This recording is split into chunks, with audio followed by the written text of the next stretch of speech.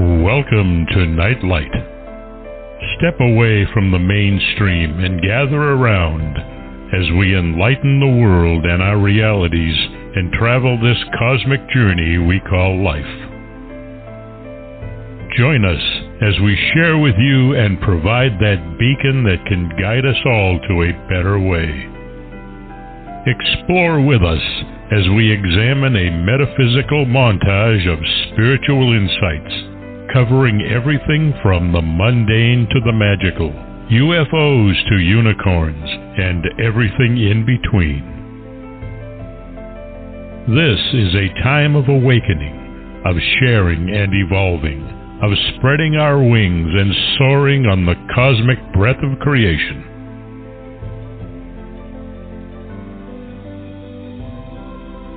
Come and join with other light-minded spirits as we weave our lights together to seek understanding, enlightenment, and with a little luck, some wisdom.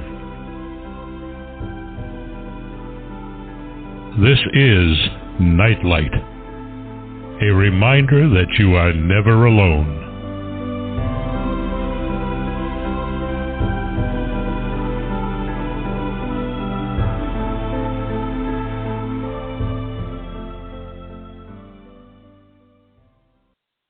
Yeah, this afternoon's show will help you to kick the week off just right.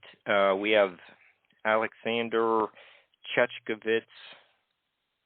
Czeszkiewicz, but nice try. Almost. I had a little lesson in Polish prior to the show. You know, trying to be a fast learner, got Gdansk kind of right. So not doing too bad for early in the day. but Aleksander is the author of Deja Vu, has everything already been. We'll be focusing on this amazing exploration of ancient mysteries this afternoon. And you can find out more about Aleksander by going to his YouTube site. You want to spell it for the listeners? You can go to the Global or the Polska. Mm-hmm. Aleksander Czeszkiewicz Global. Okay, and that's spelled AleksanderCzkiewicz.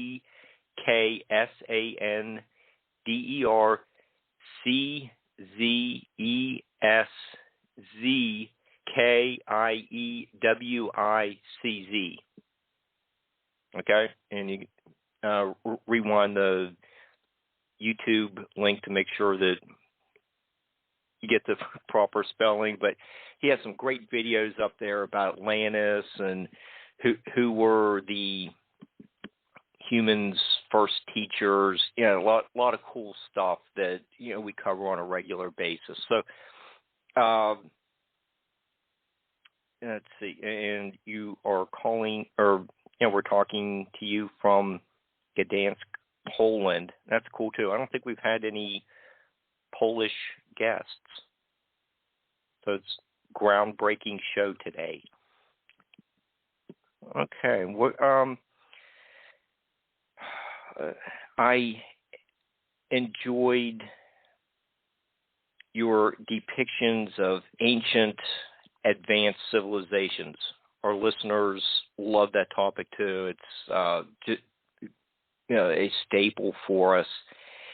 You did a great job of digging into the history of these cultures. Let's just start at the beginning.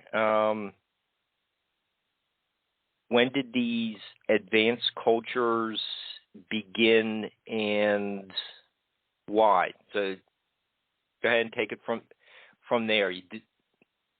Looking forward to delving into Atlantis and all the other ones you got into. So when are we starting your examination? Yes, I've been always fascinated at how exactly old is our history, and especially when did the civilization start.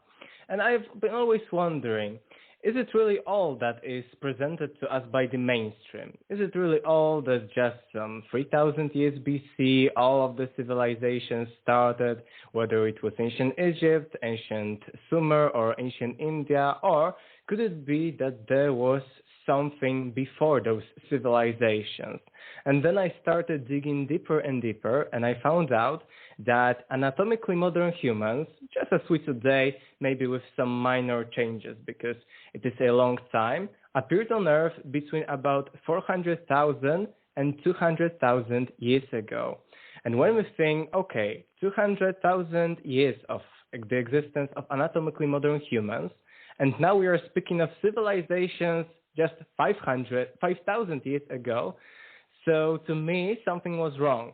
And I started digging deeper and deeper, and I found out that looking at the timeline, it turns out that for about 95-96% of our existence, there was no progress.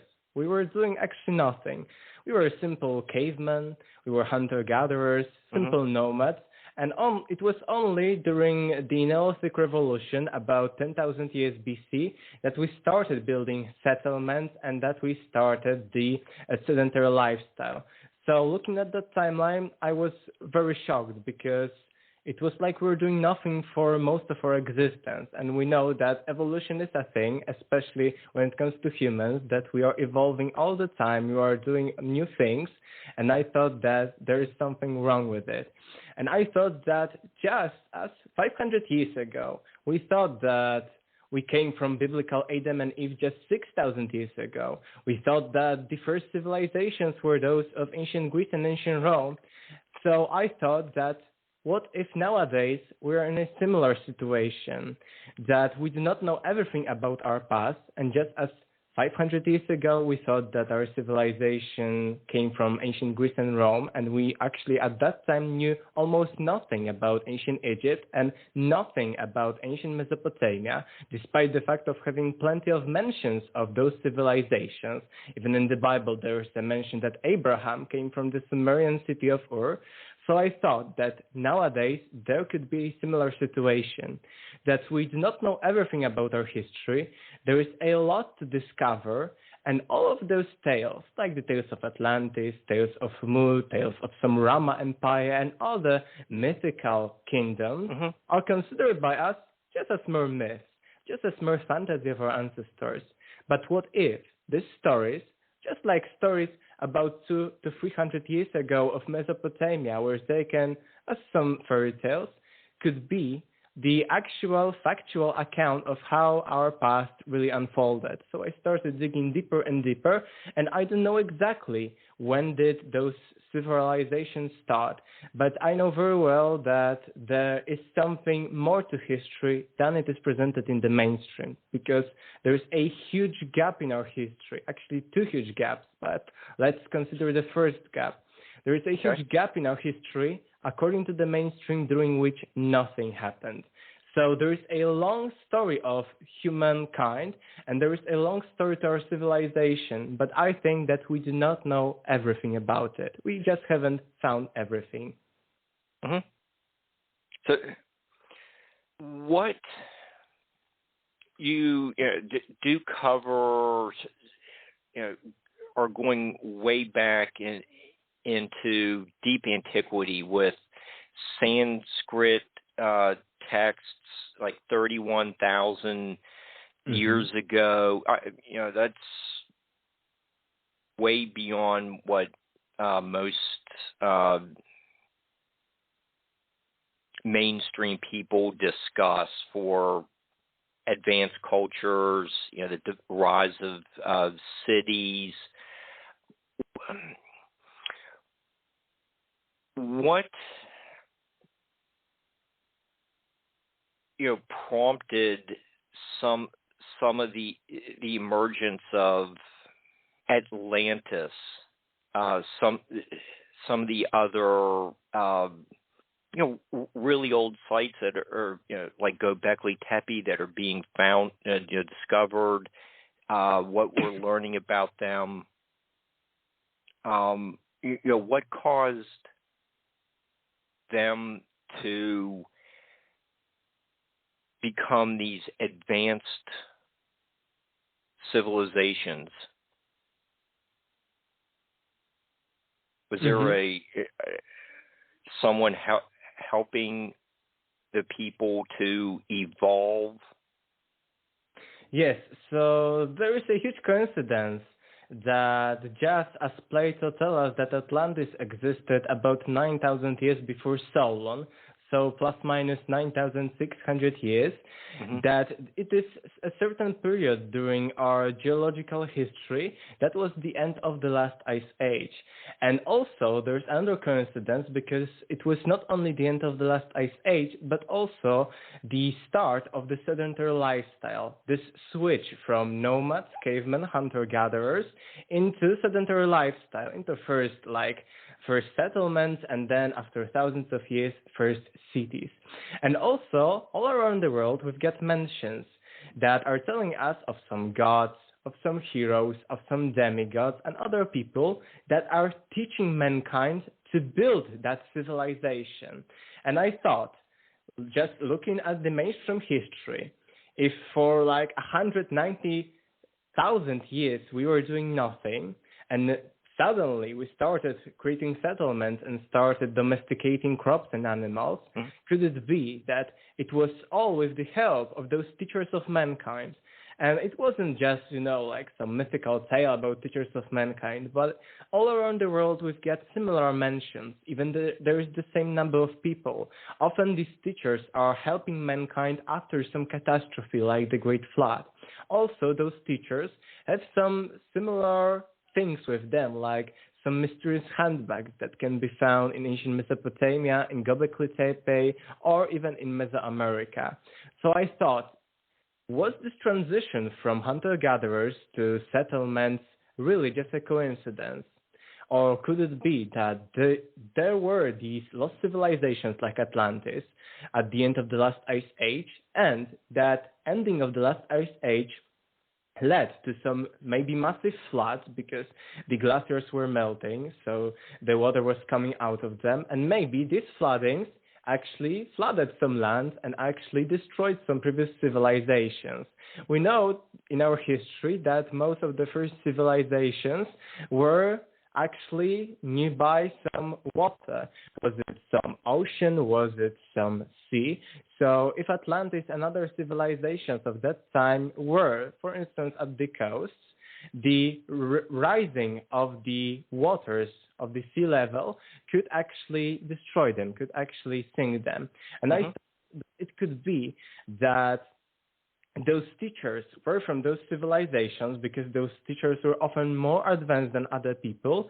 And after sinking and after destruction of these civilizations, they helped other people that were in a primitive state build civilization or even rebuild it after the Great Flood.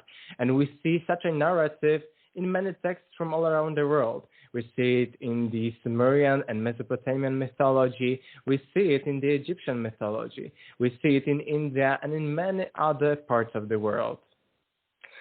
Yeah, and in one of your videos. Do you have any questions, or shall I continue? Yeah, no. In one of your videos from I was watching last night. Okay, sorry, I cannot hear you for a moment. I will go to settings. Something happened. Oh, now I hear you. Sorry. Okay, we're fine. And what I was saying, in one of the videos I was watching that you did, they're the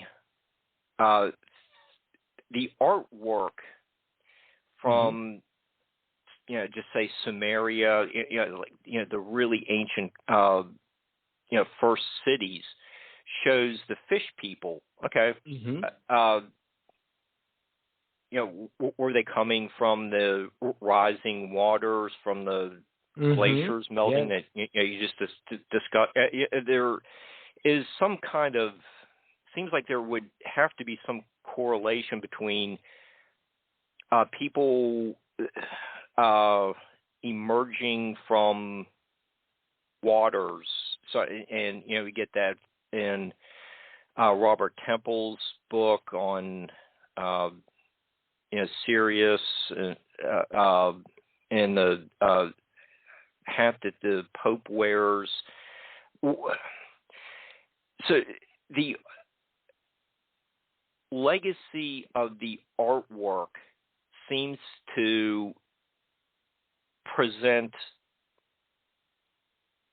evidence that these aquatic people were some of the original teachers. So I'm agreeing with you that that sounds very plausible. Mm-hmm. Yes, there are lots of coincidences because, for instance, in Mesopotamia there are the 7 sages that are teaching mankind after the flood, the Apkallu, and one of them is Oannes. And Oannes is this person with some fish roe. And even his name means something to do with water. And now, also in Mesopotamia, we had these handbags that are handbags, yeah. Yes, the handbags theme, whatever it was. And again, we go to Mesoamerica at the other side of the world, and now we've got Uanna. Oannes, Uanna, very similar name. And Uanna means he who has his home in water. So again, that is a great similarity. And as we mentioned, in Mesoamerica, we also have this theme of the handbag. So I think that there is something more to that than just plain coincidence. Was it actually really a mission all over the world to teach humanity and rebuild civilization? Or maybe there are some connections between the ancient Sumeria and Mesoamerican civilizations. Maybe there were intercontinental travels during the ancient times. Who knows? Well, you also make the point in your book, Deja Vu, that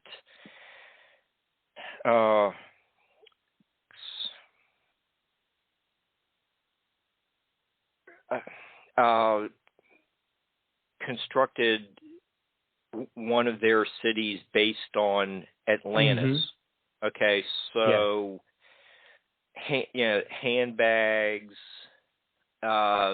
You have a similar layout of a city in the concentric rings. Mm-hmm. We're starting to see a number of designs emerging that it seems like a more of a pattern, cultural interaction than just write it off to mere coincidence. It's just uncannily similar. Mm-hmm. Yes. When it comes to the city you mentioned, it is Tenochtitlan, and it is actually modeled after the lost land of the Aztecs called Aztlan or Atitlan. And we see Aztlan, Atitlan, and now Plato's Atlantis. And we see Plato's concentric rings, and we see Tenochtitlan as model of Atlantis having almost the same layout. Even in Atlantis, there was a middle temple. And again, here in Tenochtitlan, we also have a temple in the middle. Also, like Atlantis, I think we know about Atlantis a lot, but here in Aztlan means white land, and Atl in the Nahuatl, I think, language means water. So again, there are so many nuances and small similarities, but the number of them is so huge that it is beyond a mere coincidence. Yeah, and it also seems like Atlantis also became the prototype of these later writings about the utopian islands. Bacon would write about one. Shakespeare's Tempest might be considered another example. But you get these the ideal civilization on a island in the Atlantic, and you also get one in the Pacific, Lemuria, as well. So, and you wrote a good bit about the lost continent of Mu as well. So, what was the interaction between these two massive islands in the Atlantic and Pacific? We didn't know much about it actually, but I found some similarities between different languages. There are similarities, for instance, between the Rongo-Rongo language of Easter Island and of the Mohenjo-Daro script. And actually, we see that Mohenjo-Daro is one of the oldest city civilizations ever to exist on Earth. And also Mohenjo-Daro, because thinking of first civilizations, we would think that they will just grow. Like there would be a small settlement, then there would be more settlements, then there would be a bigger city, and then civilization. But actually, Mohenjo-Daro was planned at the beginning. It was already from the beginning just set. The streets were set up and everything was like that. So it is also a mystery, like from where this plan come, and also who built it, and how could it be like the first civilization if it was already planned. This is a mystery. Also, the Easter Island is still a mystery. We've got those moais. We don't know how they were built, who built them exactly. They're still mysterious. And even when it comes to Easter Island, we've got some megalithic blocks, megalithic walls on this island. And similar walls, almost exactly the same, can be found, for instance, in Peru, in, for instance, Sacsayhuaman, or in Cusco, the famous megalithic mosaic. And I thought, okay, this is just, a primitive method of just arranging rocks, but still, why they were cut in such a precise manner, that is a mystery. But then I found that also in Peru, there was a culture called Chachapoya, who had a very similar stages to those of Moai, because Moai had a very specific chins and very specifically looking heads. They are humanoid, but they do not look exactly like humans. They are elongated, their heads are elongated, their bodies are in different shapes. And actually, almost the same statue I found in Turkey, nearby Gobekli Tepe. And again, just like Moai have their arms around their bellies, the same was in Turkey. And also in Turkey, we had very similar eyes that are very wide open and very big, and also the same chin that is very unnatural. So I found three connections between Gobekli Tepe, one of the oldest not civilizations, but one of the oldest sites known to us. Now, Peru and mysterious Inca megalithic walls, or pre-Inca most probably. Then Easter Island, and then again Mohenjo-Daro, the first city civilization. So there was something to it, actually. Also, there are mentions, because about Mu we know mostly from the codices and legends from Mesoamerica, of the Quiche Maya or just Maya and other minor tribes. And when it comes to this Mu of the Pacific Ocean, it was mentioned that it was the muddy Mu, that it was very muddy, and then it was flooded, there was only mud, or something like that. And again, we've got Mesopotamia, in which we know that everything is made out of mud. We've got clay bricks, mud bricks, and everything was made out of brick. And we've got legends that some teachers of mankind, probably those 7 sages, taught humanity at that time the use of this mud and how to use it. So again, similar coincidences. Then I found out that, for instance, archaeologist Augustus Le Plongeon, who is very controversial, and he made some mistakes. But again, he found that the hieratic script of the Maya is similar to the hieratic script of the ancient Egyptian. And it is very, very, very similar. So I thought, again, a connection. But we see that these are the connections in all of the cultures, almost all of the oldest cultures, and some megalithic sites like the Gobekli Tepe. And there are some connections, maybe some minor, but there is a huge number of them. So what is it? Could it be that those teachers of mankind were really traveling all over the world and actually giving people in one place this thing, teaching another people like megaliths and building of them, and teaching in another place in the world something different? And I found that really compelling to some extent, because later in my book I describe some mysterious maps that are showing the entire world, including Antarctica, including the Bering Strait, and many of the features that are connected to the end of the last ice age. And I thought, because on many of those maps there are mentions that they were inspired by some maps from Alexandria, from the lost library in Alexandria, from the ancient times. And I thought, wait a minute, could this be that these maps are also some remnants of that knowledge of those people that traveled all around the globe? Later, I also found that there are plenty of evidence for the prehistoric measures of the Earth, because in the oldest monuments, there are encoded plenty of things like measuring the longitude, the latitude, and also the exact dimensions of our planet. And I thought that it isn't a coincidence that there were some people in the very ancient prehistory. I don't know if it was during the Atlantean times, or maybe a little bit later, or maybe even during the ancient times like 3000 BC, who knows. But there were some people that knew how our Earth looks like, that it is a globe, that it isn't flat, that there are some continents. They knew how those continents are located and where, and they knew the longitude and the latitude, and they knew the measures of our planet. So it was very fascinating to me. You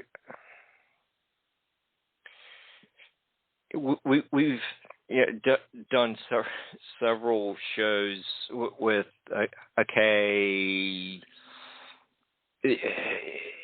you get the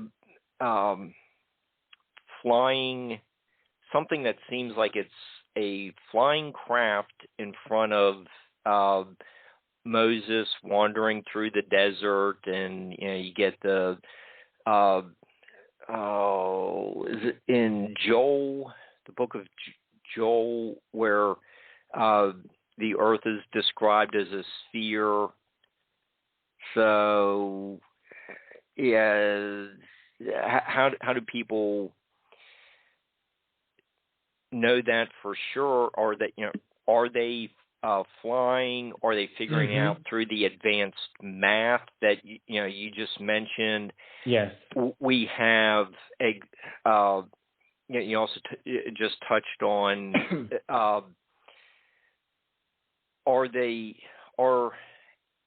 the ancient teachers traveling around the world, instructing people on how to build in stone?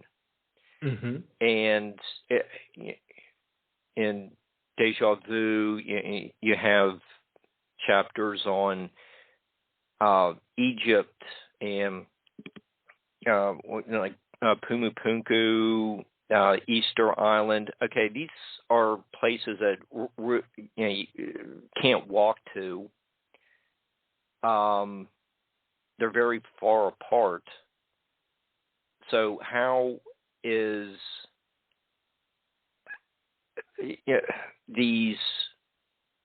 the precision in working with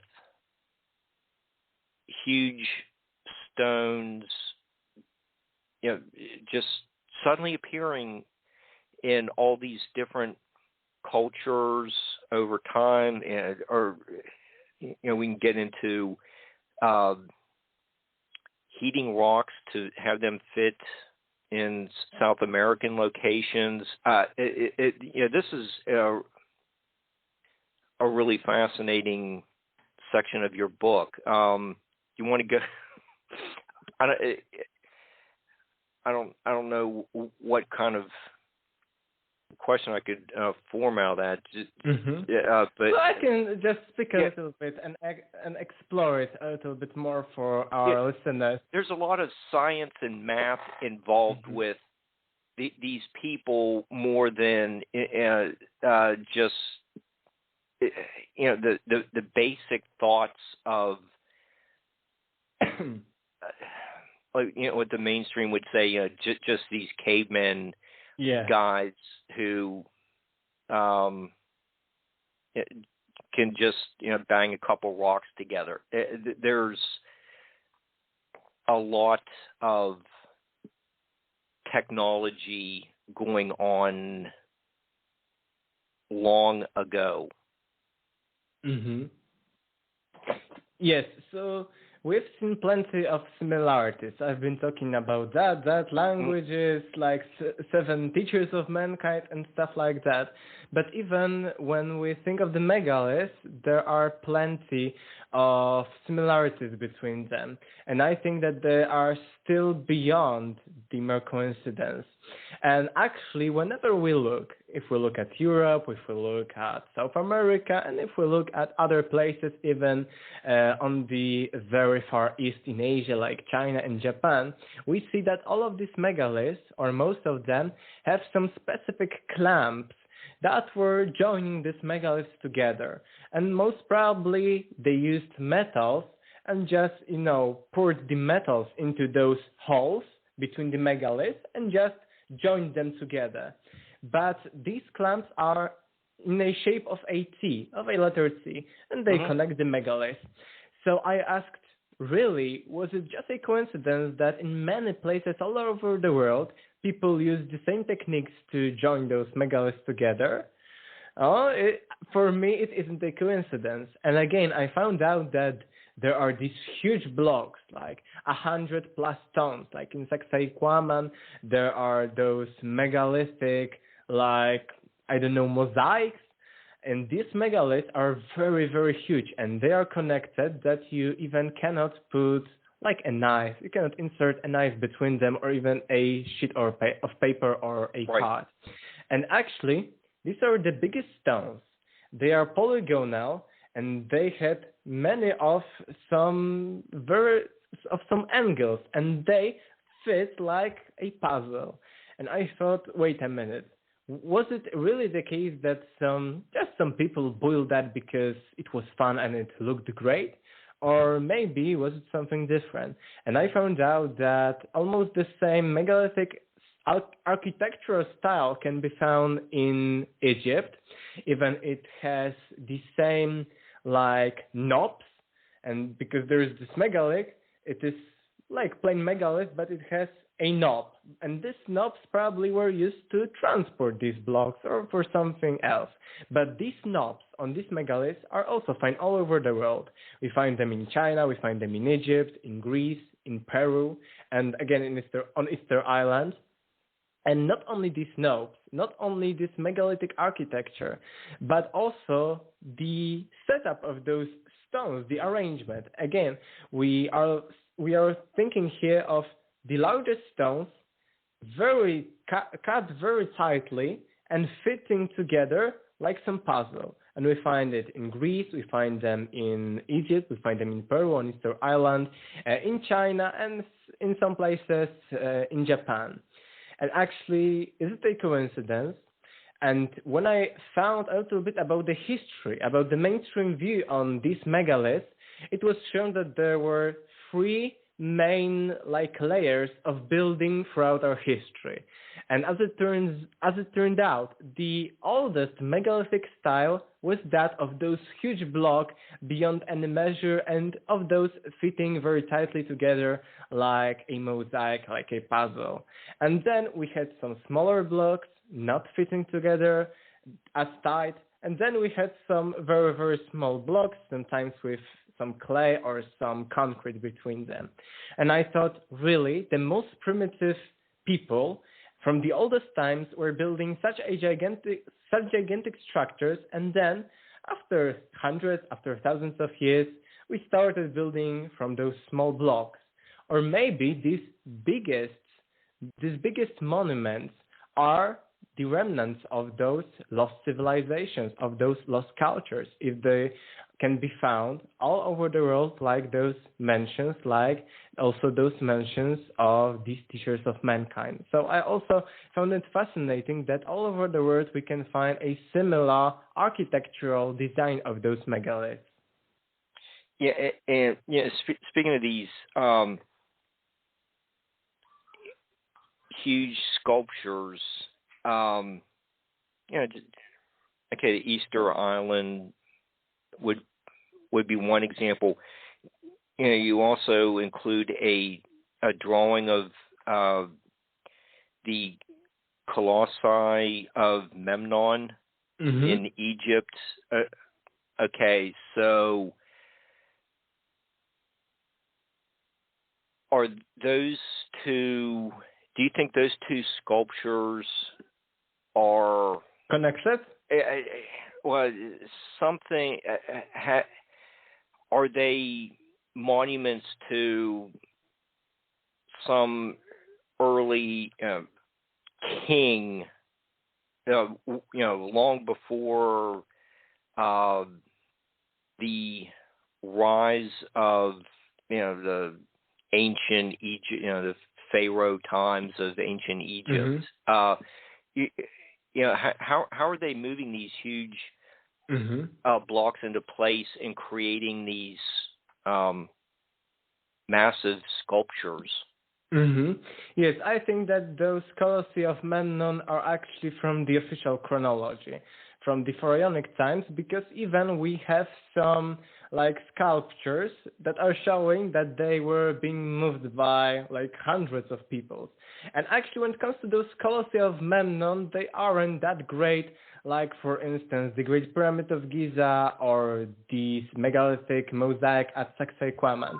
They are just some statues. They are, of course, huge, and they are, of course, very heavy, but still, they are in a shape that isn't that hard to actually move. For instance, it is much harder, in my opinion, to create a mosaic from also very heavy stones that are fitting together like Lego blocks, right? And I think that this example of Colossi of Memnon is from the chronological times.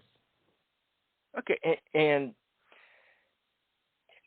another fascinating topic that you brought up is the measurement of the Earth, and a lot of these ley lines. And we've, for example, when Maria Wheatley's been a guest, she's discussed a lot of the ley lines across England, and get a lot of the stone circles being built on the ley lines, and then the medieval churches. That doesn't seem like just a mere coincidence. People knew something about the land, and you're in Deja Vu. You are putting forth the idea of these ley lines, or the grids around the Earth. But there are 12 triangles, and they're laid out in the Fibonacci sequence. Can you explain a little bit about more of this understanding of advanced math? I will start with the ancient or prehistoric measures of the Earth, because from the time of the publication of my book, I really extended this topic, and I will write about it in my future books. And it is a great evidence for a very advanced knowledge in very, very distant times.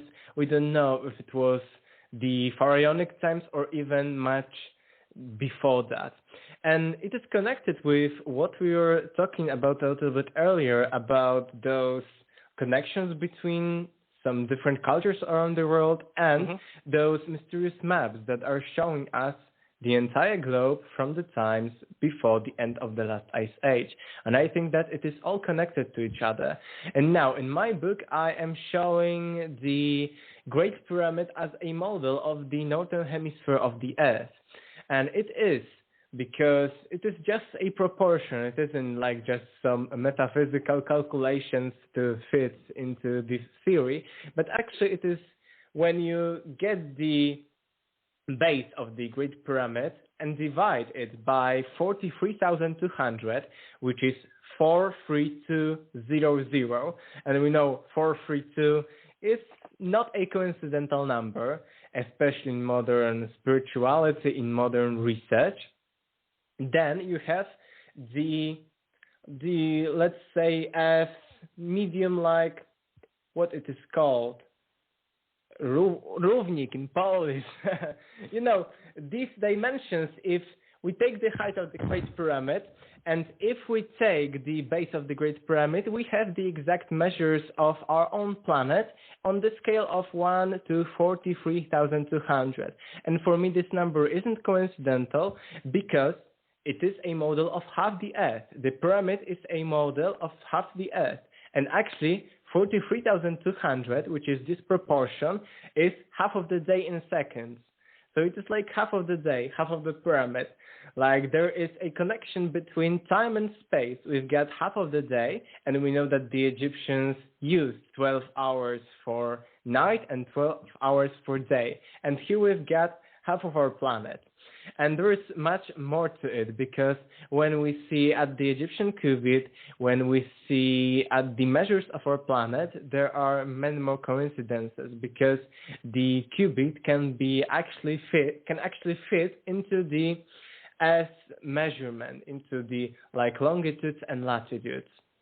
And also I found later, not in my book, plenty of other things. For instance, Agatharchides of Knidos had a legend. He was a Greek geographer, a Greek historian. Heard a legend at Egypt that the Great Pyramid is measured on the entire planet, on the Earth. So we've got a legend that is even telling us that Great Pyramid is actually a model of the Earth. And Agatharchides of Knidos heard some puzzle that you have to take 1/8 of the side and something like that. But when you calculate this puzzle that he's giving us, these are the exact measurements of our planet that we know today. Not that were known to ancient Greeks of that time, but that we are in possession today. So it is very incredible. And we've got some more connections between Egypt and the Great Pyramid, especially when it comes to the measures of the Earth. But as you mentioned, there are also those ley lines, and there are also some different alignments of main pyramids, of main buildings that may not be coincidental, but it is a huge topic. But I think that we have a lot of evidence to point that in some very distant past, our ancient ancestors knew about the measurements of the Earth. Even when we again think of those similarities all over the planet and of the knowledge of our ancestors about different geographical locations, we've got, for instance, the three Giza pyramids aligned to the Orion belt. And the same alignment can be found in Mexico, in Teotihuacan, and also in Xi'an in China. And I think that it is not a coincidence again. And again, when it comes to Mexico and Giza, we've got another connection, because we've got three main pyramids at Giza and three main pyramids at Teotihuacan in Mexico. And the biggest one is the Great Pyramid of Giza. And the biggest one in Mexico is the Pyramid of the Sun. And actually, the base of the Pyramid of Giza and the base of the Pyramid of Teotihuacan is almost the same. like there is some percentage error, but those bases of those biggest pyramids are also the same. And they are aligned with two other pyramids to the same Orion belt. And again, the height of the Pyramid of the Sun is half of the height of the Great Pyramid. I think that it couldn't be a coincidence, that it is beyond any of our comprehension and that there is much more to antiquity. But when it comes to the ley lines, I found an interesting idea, an interesting theory that I provided in my book about the Earth crystal, that there are those triangles, like the Bermuda triangles, on which there are some electromagnetic anomalies. And actually, during like 1970s, Russian scientists thought of a theory that our planet is a large crystal in the shape of a dodecahedron and icosahedron. Dodecahedron has 12 sides. That's why 12 triangles. And icosahedron has 20 sides. And these are the Platonic solids. And even from the antiquity, they were very well known to our ancestors. And even Plato, in one of his dialogues, I think it was Phaedrus, in Phaedrus, Plato is telling us that the Earth, when seen from the sky, looks like a giant dodecahedral, like some ball. So like a ball that has 12 sides, like a large dodecahedron that is like a ball. So it may be a great analogy to that crystal that is inside of our planet and which is actually giving us those ley lines. Because if the center of our planet really was a crystal like that, this crystalline interior could actually make some electromagnetic anomalies, cause some electromagnetic anomalies, and even those ley lines to happen. And I think that it can be the case that our planet is inside something much more than we have ever thought it is. So that's why there are those ley lines.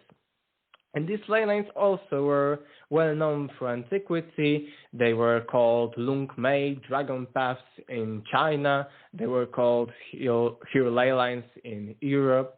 This is a very interesting topic. And also what I found out by reading David Wilcock, a great researcher, was that some of the planets in our solar system and some of the moons of those planets could also be based on some Platonic solids, on those polyhedra, like a tetrahedron, like cube.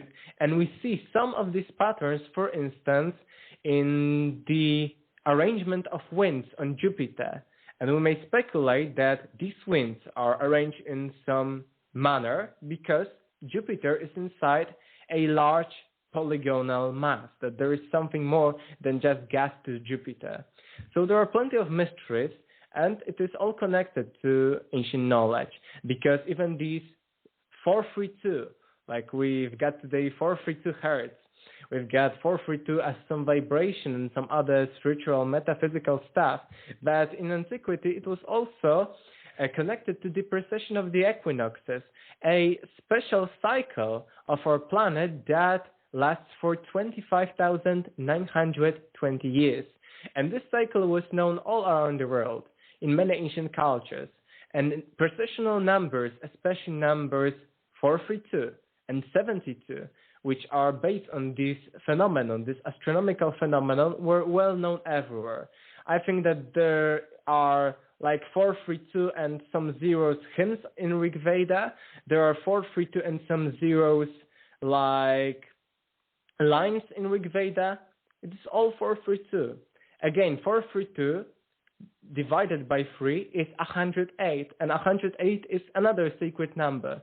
So there are some codes encoded in myths, legends, and as we see even in the monuments like the Great Pyramid, that are waiting to be discovered. And I think that we are doing a good job in connecting those dots, that we can be closer and closer to truth. Yeah, and speaking of this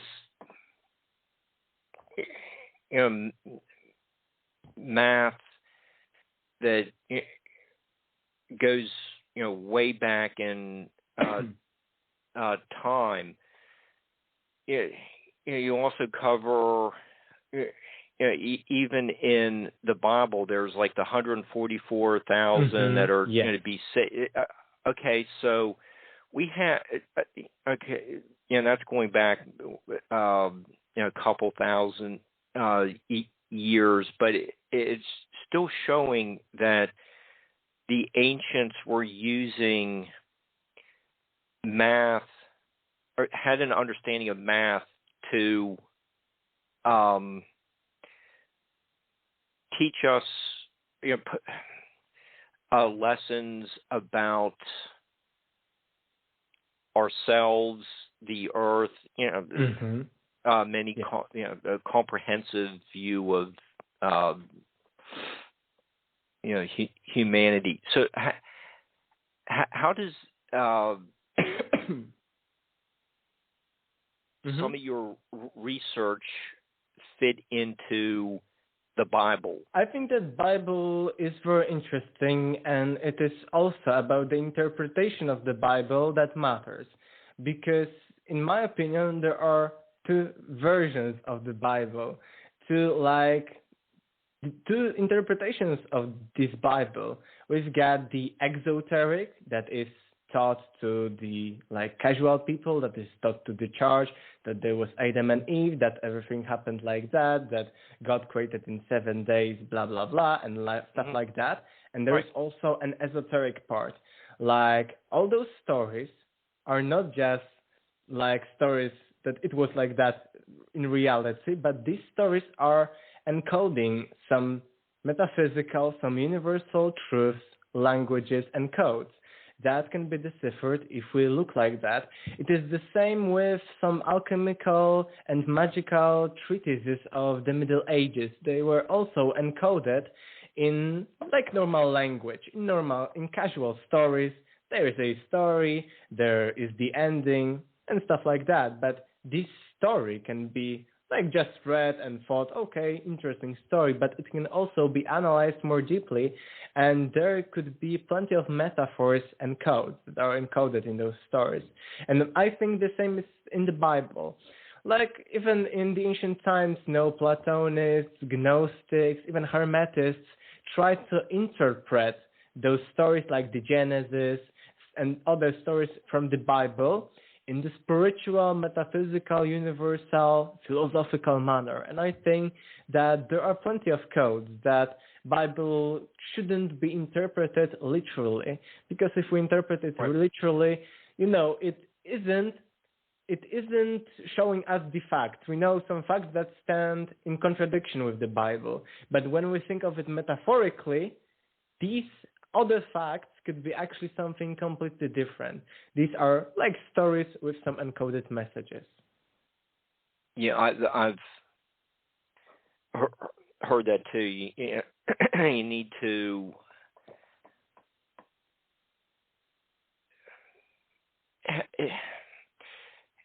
have some training, supervision when you read the Bible to understand when you should take something literally and when you should see it as symbolic or metaphorically. You're another researcher who makes that very important point. So I do like what you're saying there. Probably the Book of Revelation is probably the best example of looking at reading, knowing when to read the Bible as metaphors and not to take it literally. But we'll say that for another show. Yeah, that's too much. Yeah, but I want touch on some other topics, just to give the listeners,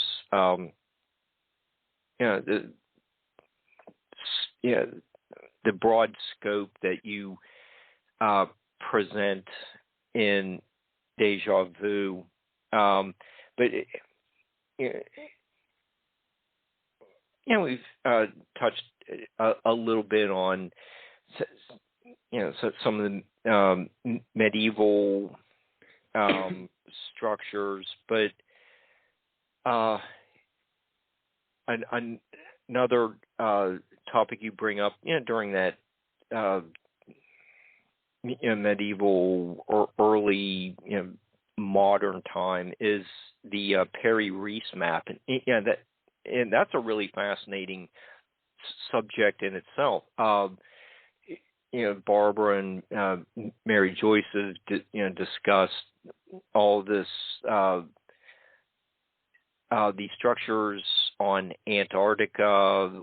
What was going on long ago in Antarctica, and this information is kind of showing up on the Perry-Reese map as well as some early, and it's based on earlier maps. Can you delve into that for a little bit as well? Yes, the map of Perry-Reese is very interesting because it is even signed behind it, and on the back side of the map there are information about certain sites and what these are, and there's an information there that this map is based on some earlier maps, probably maps from ancient Alexandria, because of some researchers like Charles Hapgood found that the Perry-Reese map is based on the ancient techniques. It is like a mixture of the Renaissance techniques of mapping and projecting certain continents, and to some extent on the ancient maps. So most probably it was to some extent based on some maps from the Library of Alexandria, most probably, because in Alexandria there were the biggest discoveries. Even the Eratosthenes, who supposedly measured the Earth first. But even as a famous mathematician, Pierre-Simon de Laplace, mentioned, most probably Eratosthenes, as a head director of the Library of Alexandria, just used previous knowledge and just make another experiment to show that the measures are X and Y. So most probably he wasn't the first also. And at Alexandria there was a huge amount of knowledge from Egypt, because it was in Egypt, from Greece, from the Macedon, from the Persia, from Babylonia, and even some things from India. So it was a very great place to be a scholar. And when it comes to the Perry-Reese, in my book I showed some criticism of it and some points that are showing that it isn't just a coincidence or it isn't just a normal map. And I think that Perry-Reese map in some places is very inaccurate, and in some places really shows us stupid things like islands which are totally square. What island is a square? So there are stuff like that, or rectangles. But there are also stuff on the Perry-Reese map that are very controversial, like some descriptions of some places that, according to researchers, are the depictions of Antarctica, that Perry-Reese is commenting on, that there, at those places, the sun sets for 6 hours or something like that, or there's almost all night.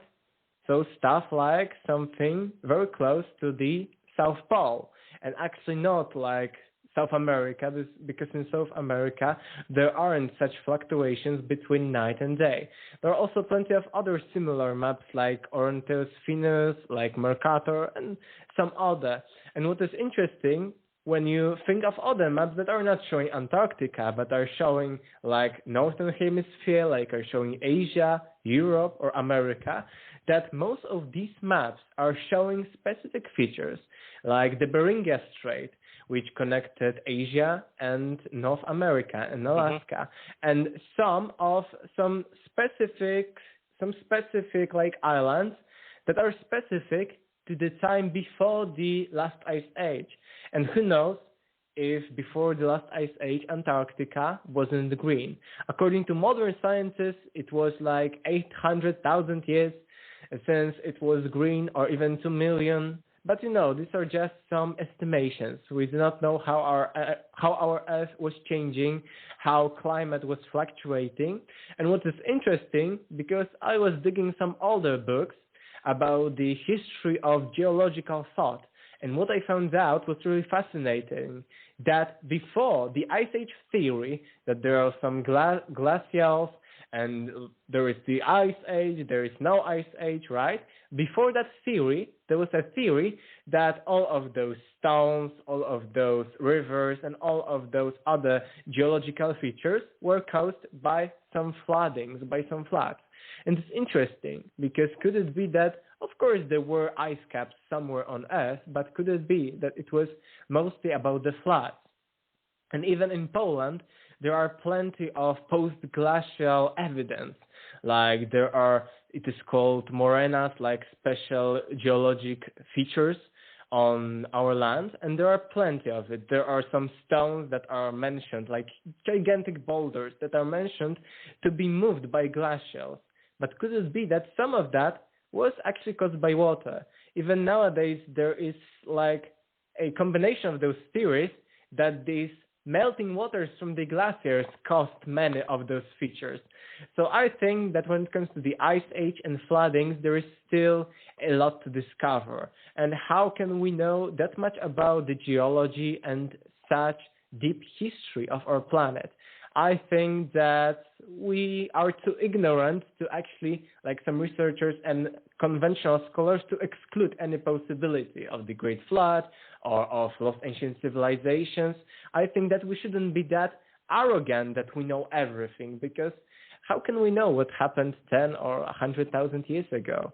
Actually, as I mentioned, we didn't know anything about ancient Mesopotamia just 250 years ago. It was all discovered like in 1840s or something like that. And before that, we knew almost nothing of Sumeria, of Babylonia. And we had all dimensions. We had dimensions, of course, of Babylonia. We have mentions of different cities in Sumeria, but we were totally ignorant of that. So I think that the same situation, to some extent, could be with those lost civilizations like Atlantis, Mu, and stuff like that. That we think that, these are just tales because we just haven't found anything like that yet. But who knows what we will find in the future.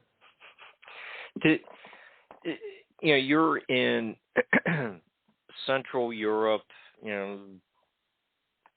far away from Egypt and Cusco, all the places in Peru. How did you get so interested being, growing up so far removed from, the, major hotspots of, these ancient places? Or does Poland actually have some of these clues? We were going to have a guest on a few months ago who has a really neat chapter on Templar history at a Polish castle, just due to the technology of his area. We weren't able to do the show, but I remember that was a fascinating chapter he had in his book. But does Poland have a lot of these remnants of Ice Age or some of these kind of mysteries that drew you to being so passionate about our antiquity? Yes, in Poland there are many of the remnants of the Ice Ages and stuff like that, but there isn't much of like ancient excavations or megaliths. There are some, but not many. It isn't that interesting like Egypt or Peru. But I've been always wondering. I've been always like exploring the world, and I I was always good at school, like primary school, middle school, high school, and stuff like that. But I was always asking different questions because most of kids, most of the people were just learning stuff by heart, to pass the exams, or were just asking if they didn't know a thing that was very important to their exams. But I was always asking some different questions. How do we know about that? What was first? I've been always wondering about like the biggest secrets of our universe, because I've grown up like in a very with a very scientific mind and very scientific view of the world. I was watching a lot of scientific stuff, reading a lot, conventional of course. And I've been always wondering, because in the scientific paradigm, everything is meaningless. We are just some speck of dust, there is no meaning, everything is random. And I thought, wait a minute, is it really so? Because everyone was thinking like of meaninglessness. Everything is meaningless, we have no purpose, we have no meaning, blah, blah, blah. Right. And I thought that people who are like that are very depressed, are very sad, are very angry, are very frustrated, are sometimes very jealous, and are not like living their lives to the fullest. So I thought, because in my life I had plenty of meaning, but of course all of that dogma tried to like catch me. But I had plenty of meaning in my life. So I thought, what is this meaning? What is this meaning that in the modern world full of chaos, full of like lack of purpose, full of senselessness and stuff like that, what is that meaning? And I thought that by understanding about our origins, about understanding what was our past exactly, about understanding what is the universe, how it works, what are metaphysical stuff. Like I had an open mind, and I always thought that by researching that, we can not only find meanings for ourselves to live, because if we have no meaning, even from an evolutionary perspective, you have no meaning, you cannot survive, because that is evolution, right? You always have to have some purpose, some goal, like to go for another stuff of food, etc. But when you are living in meaninglessness, you are just depressed because it is a natural function of your brain. So I thought that by understanding the biggest mysteries of the universe, we could actually find a purpose, not only for ourselves, but also for others.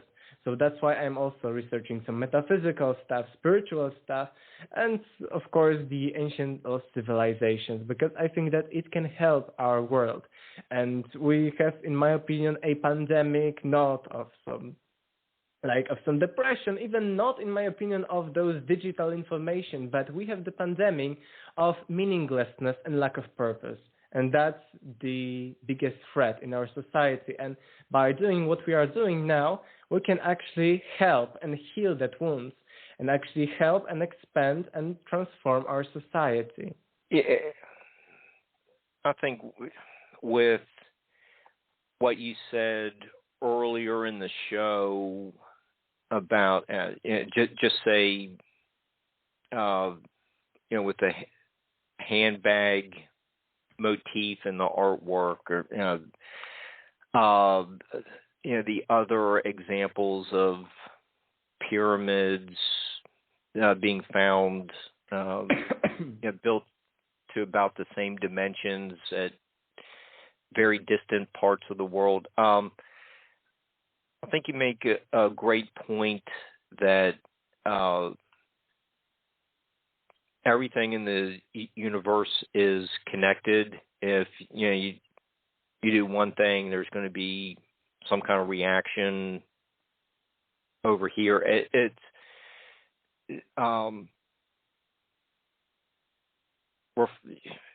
refreshing to see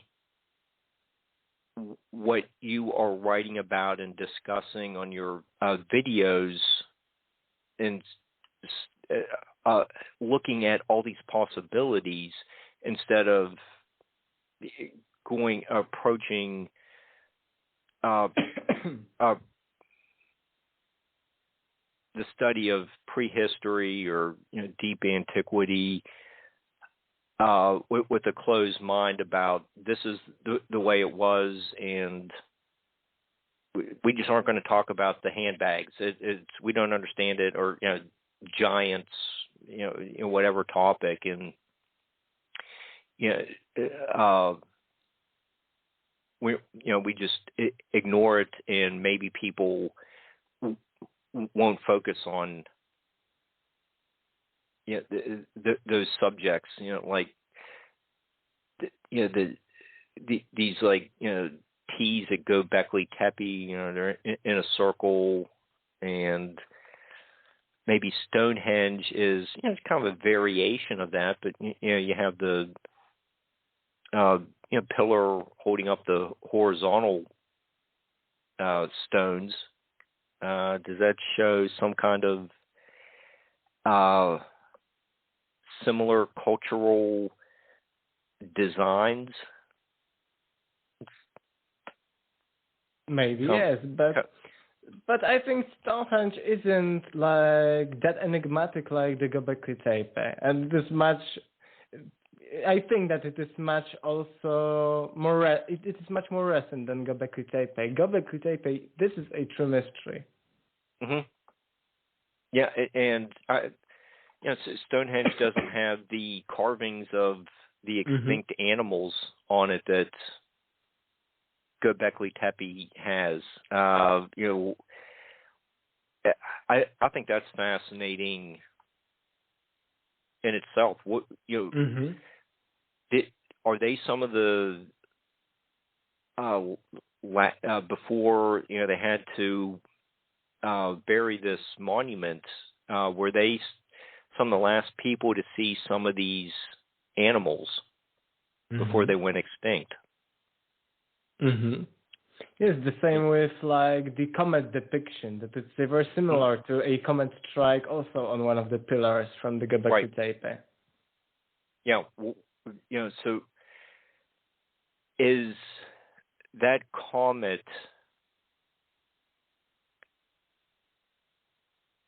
documentation about the Younger Dryas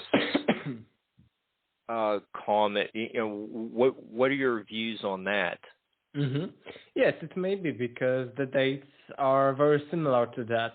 And we must remember that we only know the date of the Gobekli Tepe because it was buried, because we cannot date any inorganic materials like the stones. So the only way we know that Gobekli Tepe is from that age because we measured some carbon that was with this mud with this sand that Gobekli Tepe was covered with. So we dated these like remains, and we know from what age Gobekli Tepe is. But who knows if it isn't a little bit older than that? It could be the case. And again, we do not know much about who were the builders of Gobekli Tepe, and we also know much what happened at the end of the last ice age. We do not know if it was a comet strike, like the Younger Dryas impact hypothesis, or maybe some other kind of a catastrophe. But that comet strike may seem very legitimate, and I think that it may be a true comet strike. Yeah,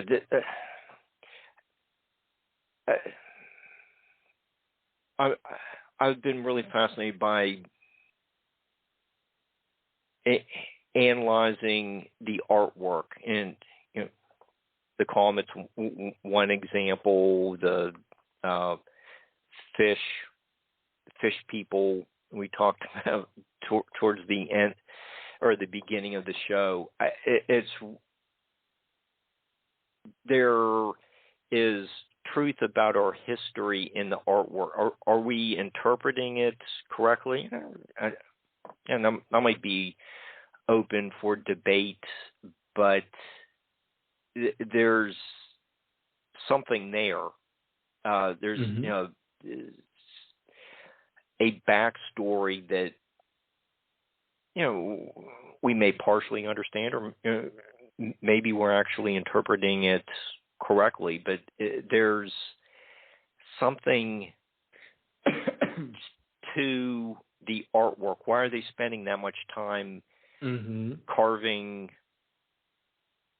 the handbags and making them look so realistic in the hands of these, the figures that are carrying them.